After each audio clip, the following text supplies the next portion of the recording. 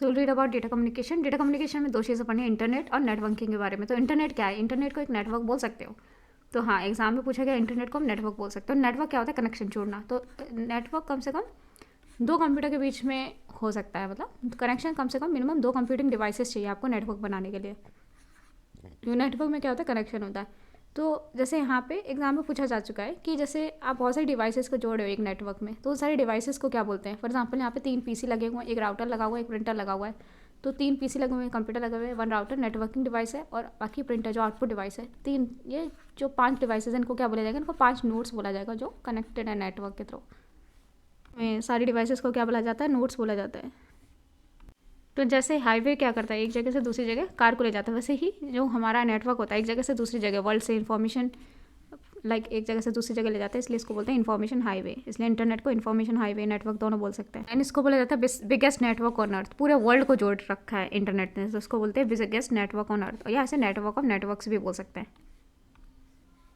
तो इंटरनेट की शुरुआत 1960s के दशक से हुई थी। तो फादर ऑफ इंटरनेट बोला जाता है विंटन ग्रे शर्फ को, विंटन ग्रे शर्फ। तो 1969 में सफलता मिली और पहला नेटवर्क बना, जैसे बोलते हैं अर्पा नेट, जैसे बोलते हैं अर्पा नेट। ये Vint Cerf he is the father of internet. तो ये है विंड शर्फ। अभी ये कितने 79 ईयर्स के हैं। He was born in 1943। तो ये है, इनको बोला था father of internet, Vint Cerf, Vinton Gray Cerf.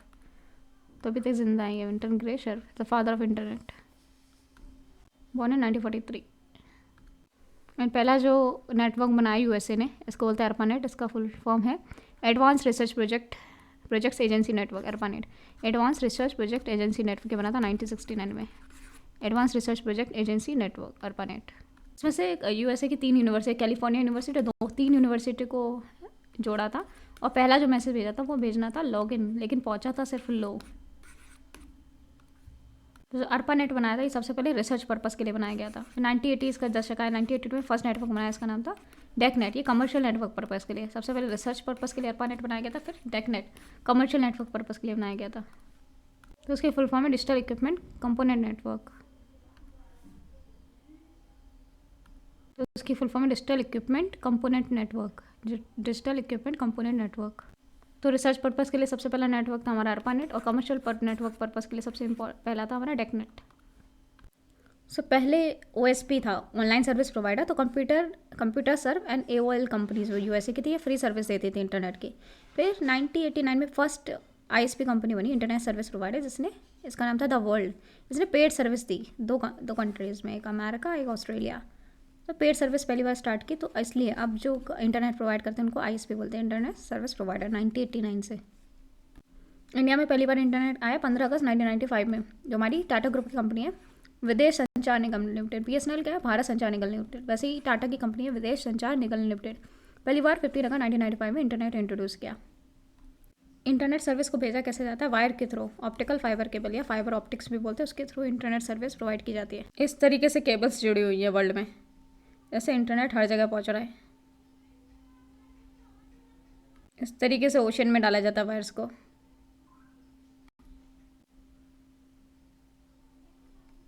तो यहाँ पे वायरलेस भी होता है, जिसमें वेव्स यूज़ किया जाते हैं तरंग, जैसे रेडियो वेव, माइक्रोवेव और इंफ्रारेड वेव्स यूज़ होती है।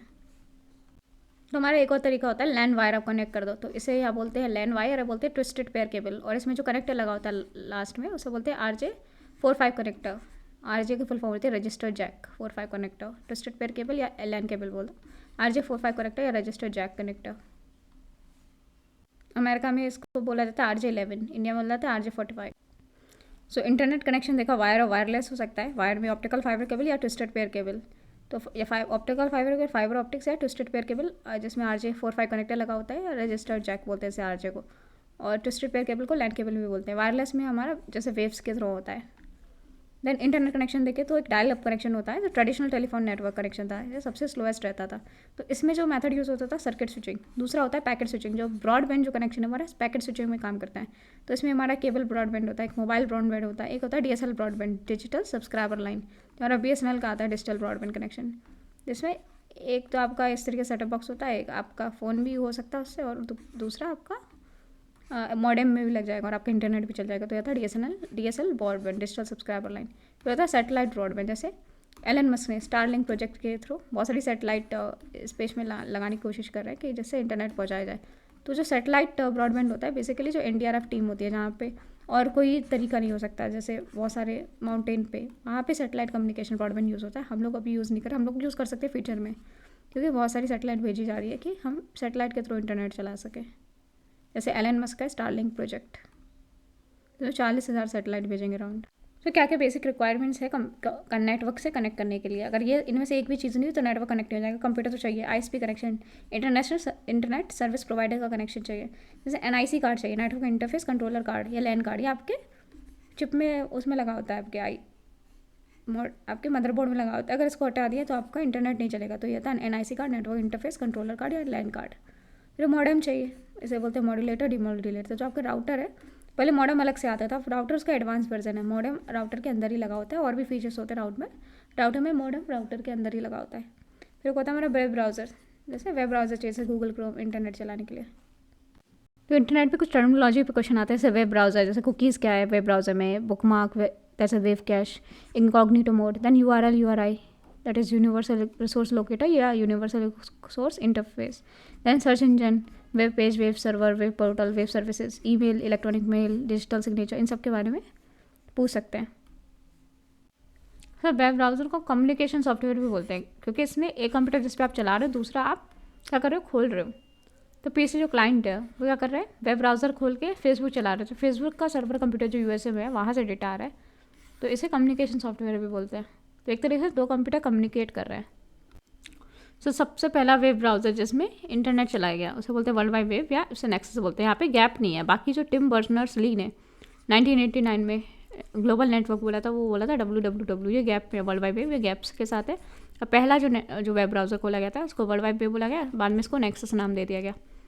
और 1991 में हुआ ग्लोबलाइजेशन ऑफ इंटरनेट, तो नाम दिया WW का 1989 में, ग्लोबलाइजेशन हुआ 1991 में। अब पहला वेब ब्राउज़र था वर्ल्ड वाइड वेब या नेक्सस, बिना गैप के, इसके बीच में वर्ल्ड वाइड वेब के बीच में कोई गैप नहीं है। ग्राफिकल वेब ब्राउज़र्स में फ़ोटोज़ भी दिख सकती थी, उसका नाम है मोज़ाइक, और इसका नाम रखा बाद में नेटस्केप, मोज़ाइक या नेटस्केप। सो गूगल क्रोम हो गया, माइक्रोसॉफ्ट एज, ये भी वेब ब्राउज़र के नाम है।